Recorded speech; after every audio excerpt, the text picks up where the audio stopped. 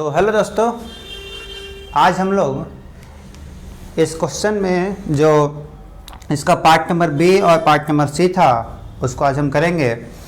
इसके पिछले वाले वीडियो में हमने पार्ट ए में जो क्वेश्चन लिखा हुआ था जिसमें हमने ये आइडेंटिफाई किया था कि इसमें इक्विलिब्रियम कौन कौन से पॉइंट्स हैं, कौन कौन से पॉइंट्स स्टेबल इक्विलिब्रियम है, कौन कौन से पॉइंट्स अनस्टेबल हैं और कौन से न्यूट्रल इक्विलिब्रियम है। ये सब के बारे में हमने पिछले वीडियो में देख लिया था। अगर आप नहीं देखे तो आप पिछले वीडियो पहले देख लीजिए तो आपको ये अच्छे से समझ में आएगा। ठीक है, तो इस वीडियो में हम लोग चलते हैं आगे सेकंड क्वेश्चन से। इसमें पूछा गया है कि अट्रैक्टिव फोर्स किस रीजन में होगा। इस ग्राफ में कई सारे रीजन जैसे ए से बी, बी से सी, है ना, सी से ई, ये पूरा रीजन में जो फोर्स लग रहा होगा वो एक ही टाइप का फोर्स लग रहा होगा। या तो सी से ई में अट्रैक्टिव फोर्स लग रहा होगा या रिपल्सिव फोर्स लग रहा होगा, है ना। तो कौन सा फोर्स लग रहा होगा, रिपल्सिव या अट्रैक्टिव, ये पहचानेंगे आज के वीडियो में। तो आपको आइडेंटिफाई करना है रीजन, ठीक है। उसके बाद फिर इसके बाद हम एक और क्वेश्चन करेंगे जिसमें मैकेनिकल एनर्जी कंजर्वेशन को अप्लाई करते हुए एक क्वेश्चन करेंगे। ठीक है, चलिए शुरू करते हैं। तो अगर हम बात करें सबसे पहले फोर्स की, ठीक है, हम इसको हटा लेते हैं। ये हमारा हो गया था, ये क्वेश्चन हमारा हो गया था। अब क्वेश्चन बी से देख लेते हैं।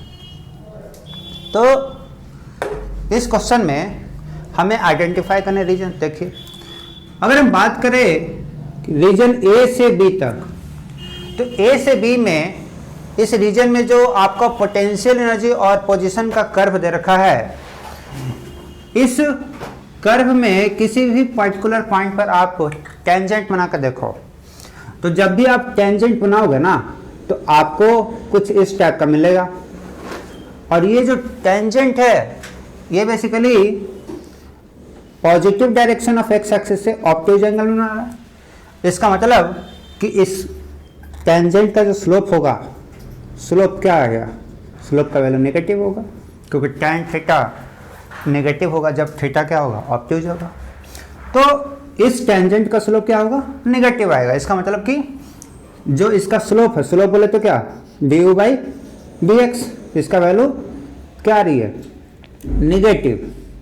तो स्लोप इस कंडीशन में ए से बी में क्या आ रही है, नेगेटिव आ रही है। अगर हम बात कर रहे हैं किस रीजन की, ए से बी रीजन की, तो ए से बी रीजन में स्लोप नेगेटिव आ रहा है। स्लोप नेगेटिव आ रहा है तो फोर्स क्या आएगा, फोर्स पॉजिटिव होगा। क्यों, क्योंकि हमने देखा था पिछले वीडियो में कि फोर्स होता है माइनस du बाई dx को बोलता है। तो अगर du बाई dx नेगेटिव है तो माइनस से गुना करने पे क्या हो जाएगा, पॉजिटिव, यानी कि फोर्स हो जाएगा पॉजिटिव। और पॉजिटिव फोर्स को ही बोलते हैं रिपल्सिव फोर्स। क्या बोलते हैं भाई, रिपल्सिव फोर्स। तो पॉजिटिव फोर्स जहां पर भी आ रहा हो इसका मतलब कि कौन सा फोर्स है, रिपल्सिव या अट्रैक्टिव, रिपल्सिव फोर्स। और जहां पर फोर्स नेगेटिव आएगा वहां पर फोर्स कैसा हो जाएगा, अट्रैक्टिव हो जाएगा। ठीक है, तो आपको इसी तरीके से आइडेंटिफाई करना है सारे रीजन में कि कहां पर अट्रैक्टिव फोर्स लग रहा है और कहां पर रिपल्सिव फोर्स। तो चलिए साथ में करते हैं।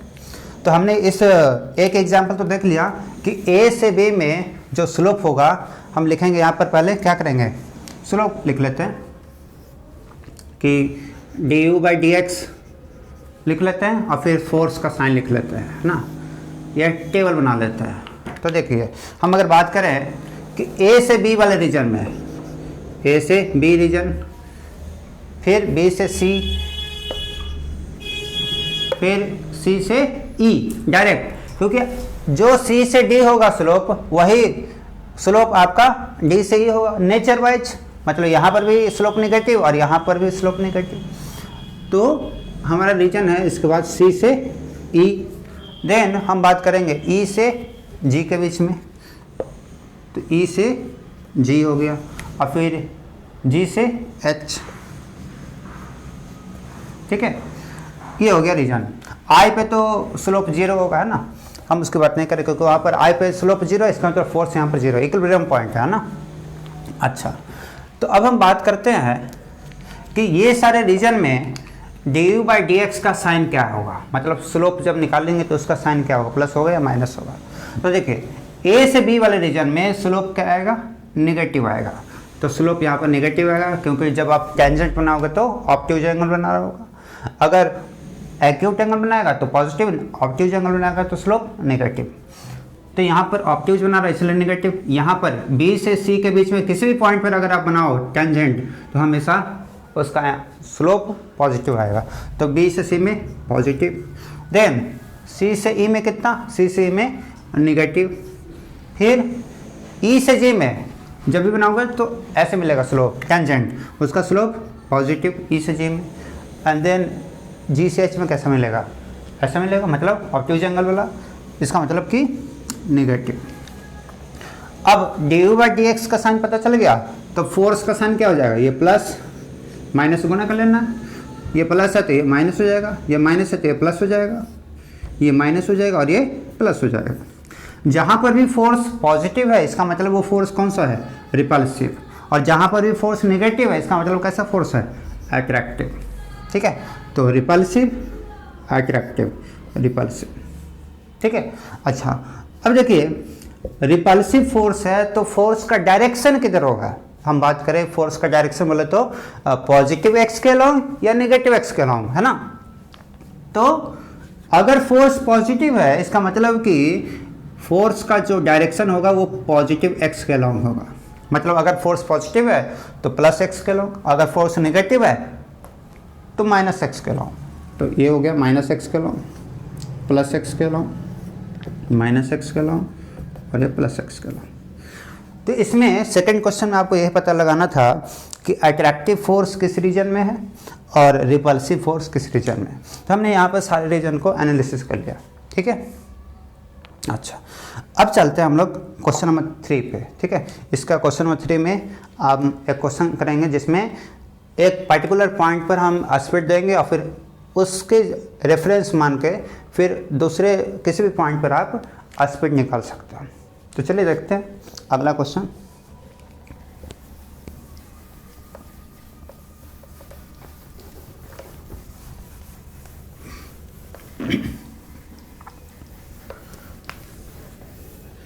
देखिए तो यहाँ पर मान लेते हैं कि जो पार्टिकल, जिस पार्टिकल का ये पोटेंशियल एनर्जी और पोजीशन का ग्राफ बनाया गया है उस पार्टिकल का मास मान लेते हैं, सपोज डेट एक एग्जांपल मान के चल रहे हैं 2 kg है।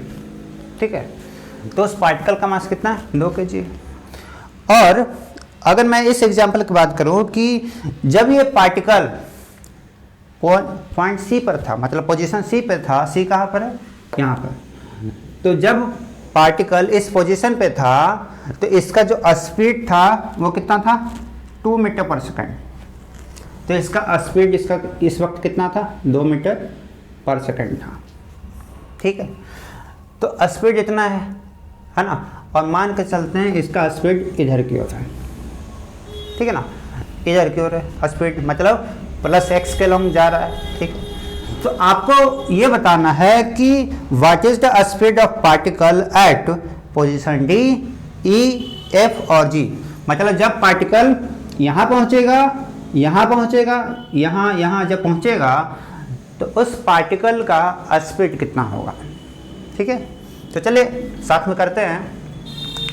तो बेसिकली सबसे पहले हम समझेंगे यहाँ पर कि आखिर इस स्पीड को, किसी भी पॉइंट पर स्पीड निकालना है तो क्या करना होगा। तो सिंपल है, आपको एनर्जी कंजर्वेशन ही अप्लाई करना है केवल। पोटेंशियल एनर्जी कर्व हम किसके लिए बनाते हैं, कौन से फोर्स के लिए, कंजर्वेटिव फोर्स के लिए। और हम जानते हैं कि कंजर्वेटिव फोर्स जब लगेगा, केवल कंजर्वेटिव फोर्स, तो उस कंडीशन में हम एनर्जी कंजर्वेशन कर सकते हैं। तो अगर यहाँ पर किसी एक पर्टिकुलर पॉइंट पे अगर आप टोटल एनर्जी लिख लो, टोटल एनर्जी बोले तो टोटल मैकेनिकल एनर्जी, और मैकेनिकल एनर्जी किसे कहते हैं, kinetic energy plus potential energy, यानी कि दोनों के समेशन को बोलते हैं क्या, मैकेनिकल एनर्जी, यानी कि टोटल मैकेनिकल एनर्जी। तो अगर किसी भी पॉइंट पर अगर आप टोटल मैकेनिकल एनर्जी निकाल लो तो वह एनर्जी हर पॉइंट पे क्या होनी चाहिए, सेम होनी चाहिए। ठीक है, तो देखिए जैसे कि हम पॉइंट सी पर टोटल मैकेनिकल एनर्जी निकाल सकते हैं। कैसे, क्या हमारे को सी पॉइंट पर पोटेंशियल एनर्जी मालूम है, हाँ कितना, ग्राफ से मालूम चल रहा 20 है, तो 20 joule potential energy C point में मालूम है। क्या काइनेटिक एनर्जी मालूम है? हाँ, काइनेटिक एनर्जी आप निकाल सकते हैं क्योंकि यहाँ पर पार्टिकल का स्पीड मालूम है, तो हाफ एम वी स्क्वायर करके हम इस पॉइंट पर काइनेटिक एनर्जी कितना हो वो भी निकाल लेंगे। तो काइनेटिक एनर्जी इस पॉइंट पे मालूम चल गया और इसी पॉइंट पे पोटेंशियल एनर्जी भी मालूम है, तो दोनों का समेशन करके क्या आप निकाल सकते हो कि टोटल मैकेनिकल एनर्जी इस पॉइंट पे कितना होगा, निकाल सकते हैं। तो चलिए निकालते हैं पहले एट पॉइंट सी पर। तो सी पर पोटेंशियल एनर्जी कितनी है, तो पोटेंशियल एनर्जी का वैल्यू है +20 जूल। ठीक है, अब हम निकालते हैं कि सी पर काइनेटिक एनर्जी कितना है। तो काइनेटिक एनर्जी कितना है सी पर, हाफ एम वी स्क्वायर से निकाल सकते हैं, स्पीड मालूम है, तो हाफ एम का वैल्यू कितना है 2। कैलकुलेशन सिंपल करने के लिए मास का वैल्यू हमने 2 लिया ताकि कैंसिल हो जाए ना, हाफ एम वी स्क्वायर, तो वी 2 है ना, 2 का स्क्वायर, 2 कैंसिल हो गया, ये कितना आ गया 4। तो 4 जूल एनर्जी काइनेटिक एनर्जी उसके पास है कब, जब वो पोजीशन सी पर है। ठीक है, अब पोटेंशियल एनर्जी 20 है और काइनेटिक एनर्जी 4 है, तो टोटल मैकेनिकल एनर्जी यहाँ पर कितना हुआ TME, टोटल मैकेनिकल एनर्जी क्या होती है, potential energy plus kinetic energy को बोलते हैं। तो ये हो गया 20 + 4 24, तो 24 जूल एनर्जी, टोटल एनर्जी कहाँ पर होगा, पॉइंट सी के पास। अब दूसरे पॉइंट पर अगर आपको निकालना है कि काइनेटिक एनर्जी कितना हो, तो डिफरेंट पॉइंट पर पोटेंशियल एनर्जी तो मालूम है, अगर आपको काइनेटिक एनर्जी का वैल्यू मालूम चल जाए तो आप स्पीड निकाल सकते हो। अब देखिए, आपको अलग अलग पॉइंट पर पोटेंशियल एनर्जी मालूम है और आपको टोटल एनर्जी भी मालूम चल गया, तो अगर आप टोटल एनर्जी में से अलग अलग पॉइंट पे जो पोटेंशियल एनर्जी है उसको माइनस कर लेते हो, क्या मिलेगा, तो क्या हमें सभी पॉइंट पे काइनेटिक एनर्जी मिल जाएगा, बिल्कुल। और अगर सभी पॉइंट पे काइनेटिक एनर्जी मिल गया तो इसका मतलब कि स्पीड निकाल सकते हो वहाँ पर। तो चलिए एक एग्जांपल मान के चलते हैं कि अगर सपोज जैसे हमें इस पॉइंट ई पर निकालना है ना, तो पॉइंट ई पर अगर हम बात करें कि पॉइंट ई पर ई पे स्पीड कितना आएगा, जब पार्टिकल चलते चलते ई पर आएगा तो उसके पास स्पीड कितना होगा वो निकालना सपोज दैट। तो क्या करेंगे, एनर्जी कंजर्वेशन। तो एनर्जी कंजर्वेशन के लिए आप बोल जितना एनर्जी इसके पास सी पर होगा उतना ही एनर्जी इसके पास ई पर भी होगा, तो कहेंगे टोटल मैकेनिकल एनर्जी एट सी बराबर टोटल मैकेनिकल एनर्जी एट ई। अब टोटल मैकेनिकल एनर्जी एट सी तो मालूम है कितना, 24 अभी निकाले थे, तो 24 जूल एनर्जी जितना सी पे उतना ही ई पे भी होना चाहिए। अब ई पे जो एनर्जी होगा वो दोनों फॉर्म में होगा, पोटेंशियल प्लस काइनेटिक। तो पोटेंशियल कितना है, potential at E plus kinetic energy at E. तो पोटेंशियल एनर्जी एट ई आपको ग्राफ से मालूम चल रहा है, ई पर देखेंगे तो -40 है यहाँ पर, तो पोटेंशियल एनर्जी हो जाएगा -40 plus kinetic energy at E. तो काइनेटिक एनर्जी एट ई कितना आ जाएगा बताइए, तो यहाँ से जब इसको सॉल्व करते हैं तो इधर आएगा तो प्लस, तो 40 + 24 कितना होगा 64। तो काइनेटिक एनर्जी एट ई हो गया 64 जूल। अब अगर किसी भी पॉइंट पे काइनेटिक एनर्जी मालूम है तो आप स्पीड निकाल सकते हो, कैसे, हाफ एम वी स्क्वायर, तो half M we eight E, तो वी ई का स्क्वायर इक्वल टू 64, तो ये कैंसिल हो गया। इसका मतलब कि वेलोसिटी एट ई का स्क्वायर बराबर 64, that means velocity at point ई बराबर 8 मीटर पर सेकंड। तो जब ये पॉइंट ई पर पहुंचेगा तो उसके पास काइनेटिक स्पीड कितना होगा 8 मीटर पर सेकंड। इस तरीके से आप हर पॉइंट पे स्पीड कितना होगा वो आप निकाल सकते हो, ठीक है। अच्छा, ये तो हो गया क्वेश्चन नंबर 3। आपसे हो सकता है क्वेश्चन ऐसा भी घुमा करके पूछे कि ये बताइए कि अगर हम पॉइंट सी पर सॉरी, अगर हम पॉइंट सी पर अगर हम पार्टिकल को रिलीज करें या मान लीजिए किसी वेलोसिटी से फेंके 2 मीटर पर सेकंड से, तो क्या ये पार्टिकल चलते चलते ई पर जी वाले पॉइंट पहुंच सकता है? क्या इसको क्रॉस कर सकता है? ये मान लीजिए जस्ट लाइक एक रास्ता है, कर्व रास्ता, मतलब इधर से नीचे रोल करते हुए नीचे आ रहा है और फिर ये ऊपर चढ़ाई करेगा तो नीचे आएगा। नीचे आने से क्या होगा? पोटेंशियल एनर्जी कमेगा, काइनेटिक एनर्जी बढ़ेगा। और फिर जब यहां से वो ऊपर जाएगा तो पोटेंशियल एनर्जी क्या होगी? बढ़ेगी और काइनेटिक एनर्जी घटेगी। तो अगर ऊपर जाते समय सपोज दैट ऊपर जा रहा है तो पोटेंशियल एनर्जी क्या हो रही होगी? बढ़ रही होगी। और काइनेटिक एनर्जी क्या हो रही होगी? घट रही होगी। क्यों? क्योंकि टोटल दोनों का जो समेशन है वो हमेशा कांस्टेंट फिक्स होने वाला है। तो अगर एक बढ़ेगा तो दूसरा उतना ही घटेगा। तो अगर जी पॉइंट पर पहुंचने के लिए, अगर वो जी पॉइंट पर पहुंचेगा तो पहुंचने के लिए उसके पास कुछ स्पीड तो होना चाहिए ना, कुछ काइनेटिक एनर्जी होना चाहिए। क्योंकि अगर मान लीजिए बीच में ही काइनेटिक एनर्जी उसका जीरो हो गया तो स्पीड यहाँ पर जीरो हो जाएगा। और अगर यहाँ पर स्पीड का वैल्यू जीरो हो गया तो फिर ऊपर वो जा ही नहीं सकता। ठीक है, तो आपको अगर ये पूछा जाए कि वो जी पर पहुंचेगा कि नहीं पहुंचेगा, तो आपको क्या चेक करना है? आपको चेक करना है कि जी पॉइंट पर काइनेटिक एनर्जी क्या पॉजिटिव है या जीरो है।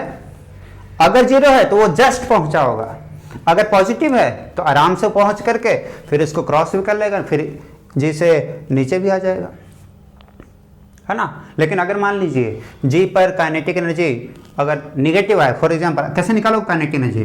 तो काइनेटिक एनर्जी आप निकालोगे total mechanical energy minus potential energy से। इस पॉइंट पे टोटल मैकेनिकल एनर्जी मालूम है उतना ही होगा जितना सी पे था, और माइनस उसमें से माइनस कर लेंगे किसको? जो यहाँ पर पोटेंशियल एनर्जी है। तो अगर माइनस कर लेंगे तो आपको क्या बचेगा? Kinetic energy. अब काइनेटिक एनर्जी हम जानते हैं हमेशा पॉजिटिव होगा या तो जीरो होगा, क्योंकि हाफ एम वी स्क्वायर हमेशा पॉजिटिव या फिर जीरो हो सकता है। मतलब ये निगेटिव नहीं हो सकता। अगर निगेटिव नहीं हो सकता तो माइनस करने पर अगर वैल्यू यहाँ पर काइनेटिक एनर्जी का वैल्यू अगर निगेटिव है, इसका मतलब यहाँ पहुंच ही नहीं सकता। ठीक है, कब पहुंचेगा? अगर चेक करना है पहुंचेगा कि नहीं पहुंचेगा तो क्या करना है? काइनेटिक एनर्जी निकाल करके आपको देख लेना है वैल्यू उसका पॉजिटिव आ रहा है या फिर जीरो आ रहा है या नहीं आ रहा है। अगर नेगेटिव आ रहा है इसका तो नहीं पहुंचा है। ठीक है, मान लीजिए ये पार्टिकल यहीं पर आके रुक गया, सपोज दैट। ऐसे यहाँ पर तो इस एग्जांपल में तो क्रॉस कर जाएगा, लेकिन हम मान के चलते हैं कि अगर यहाँ पर आकर के इसका काइनेटिक एनर्जी जीरो हो गया, मान लेते हैं, तो काइनेटिक अगर जीरो हो गया तो फिर से वापस नीचे आएगा। अब क्यों नीचे क्यों आएगा? क्योंकि देखो इस वाले पॉइंट पे अगर आप फोर्स निकालते हो, फोर्स किधर आएगा? तो ई से जी वाले रीजन में, उसको मिटा दिया ना। देखो आप ई से जी वाले रीजन में अगर आप फोर्स निकालो, फोर्स निकालने के लिए पहले स्लोप निकालो, तो स्लोप का डायरेक्शन क्या आएगा? स्लोप का वैल्यू पॉजिटिव आएगा स्लोप का, है ना। स्लोप पॉजिटिव है तो फोर्स क्या आएगा? नेगेटिव आएगा। फोर्स नेगेटिव आएगा, मतलब पार्टिकल के ऊपर फोर्स अब लग रहा होगा निगेटिव एक्स डायरेक्शन में, है ना। तो मान लेते हैं ये इसका वेलोसिटी यहाँ पर आकर के जीरो हो गया और इस वक्त इसका फोर्स इस पर किधर लग रहा होगा? इधर लग रहा होगा। तो फोर्स इधर लग रहा है तो पार्टिकल किधर मूव करेगा? निगेटिव एक्स में ही जाएगा, तो वापस से नीचे आएगा। और वापस नीचे आएगा तो इसका पोटेंशियल एनर्जी फिर से क्या होगा? घटेगा। फिर यहाँ से ऊपर जाएगा, एनर्जी कंजर्वेशन। यानी कि इस तरीके से ये बीच में ऑसिलेशन करते रह जाएगा। जब इसका मान के चलते अगर इसका काइनेटिक एनर्जी यहाँ पर जीरो हो जाता है तो ये ऑसिलेशन ही करते रहेगा इस पॉइंट ई के अबाउट। और ये पॉइंट ई कौन सा इक्विलिब्रियम पॉइंट है? अस्टेबल। तो अस्टेबल इक्विलिब्रियम पॉइंट ई के अबाउट ये क्या करते रहेगा? ऑसिलेशन करते रह जाएगा, है ना। तो आपसे ये भी क्वेश्चन पूछ सकता है कि ई से जी जा रहा था तो काइनेटिक एनर्जी बढ़ रहा होगा या घट रहा होगा? अब जाहिर सी बात आप सोच सकते हो कि जब ग्राफ ऊपर जा रहा है तो पोटेंशियल एनर्जी क्या हो रही है? बढ़ रही है। पोटेंशियल एनर्जी बढ़ रही है तो काइनेटिक एनर्जी क्या हो रही होगी? घट रही होगी। और काइनेटिक एनर्जी घट रही है मतलब क्या? स्पीड इसका घट रहा होगा। और आपको मालूम है कि स्पीड कब घटेगा? जब फोर्स और जो उसका डायरेक्शन ऑफ मोशन यानी कि वेलोसिटी, इन दोनों का डायरेक्शन अगर ऑपोजिट होगा तो उस कंडीशन में स्पीड क्या होगी, घटेगी। तो इस तरीके से लॉजिकल सवाल बहुत सारे बनाए जा सकते हैं इस ग्राफ के ऊपर। तो इस ग्राफ का एनालिसिस करना जरूरी था, आपको ये सब क्वेश्चन आने चाहिए, ठीक है। सो आई थिंक इस वीडियो में आपको ये सब पता चला होगा। सो मिलते हैं अब अगले वीडियो में, ठीक है, तब तक बने रहिए।